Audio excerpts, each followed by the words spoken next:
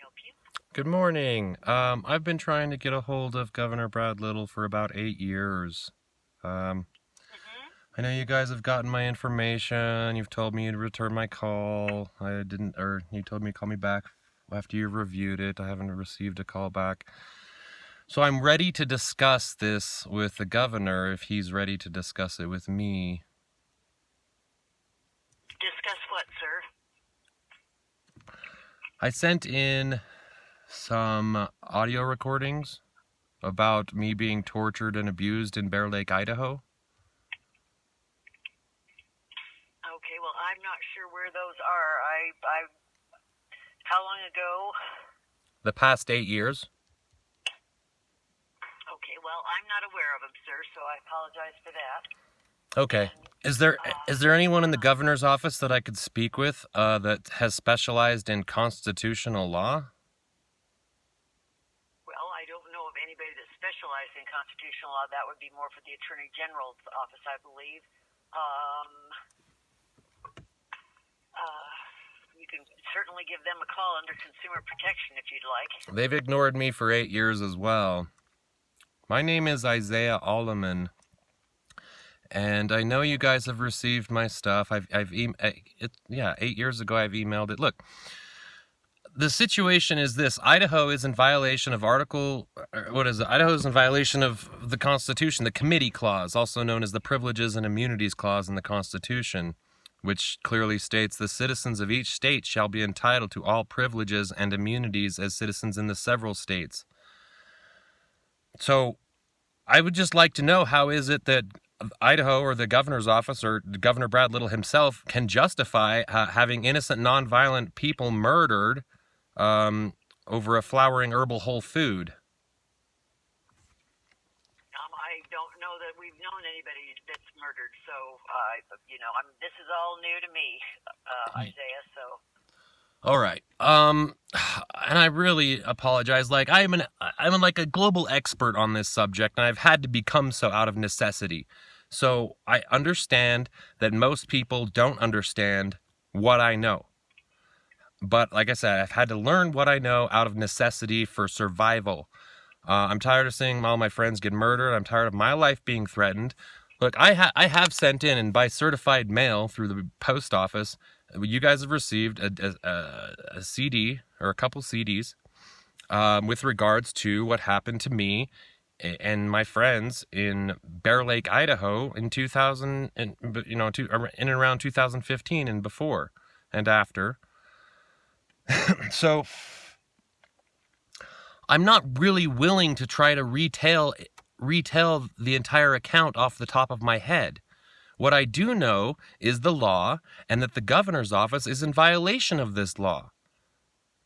So how are we in violation of this law, sir? Okay. Article 4, Section 2, Paragraph 1 of the United States Constitution, which is the supreme law of the land. The citizens of each state shall be entitled to all privileges and immunities as citizens in the several states.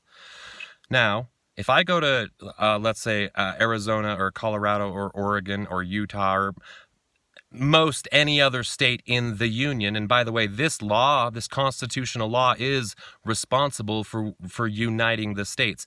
If I go to any of these other states, then I have privileges and immunities for using cannabis.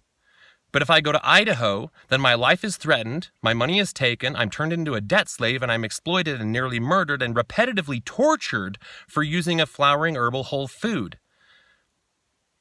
In the United States... Well, it's against, they haven't passed a law that says, not cannabis or marijuana, whatever.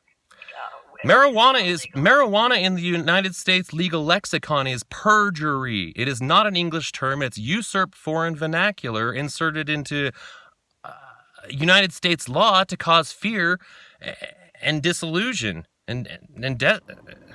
So it's not whatever. It's a very specific thing. Eli Lilly did his doctoral thesis on cannabis. Cannabis was in the United States pharmacopoeia before 1937. So it's cannabis we're talking about, not marijuana. I'm from Idaho. I was born and raised in Idaho. My one and only primary language is English. And so if you're going to start throwing out foreign vernacular and foreign words like marijuana that have nothing to do with an English-speaking person, it's tyranny and it's perjury by definition.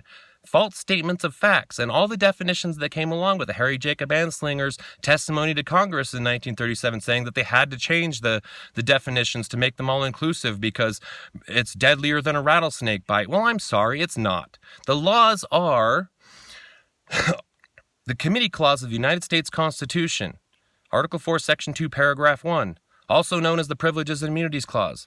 Then, Murdoch versus Pennsylvania, and Shuttlesworth versus the city of Birmingham, Alabama. It is a government... You know what? I appreciate what you're saying.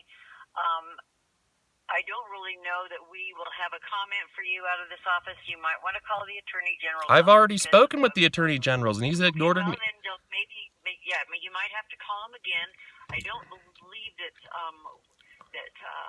I don't think right now, I should say, that we have any comment on.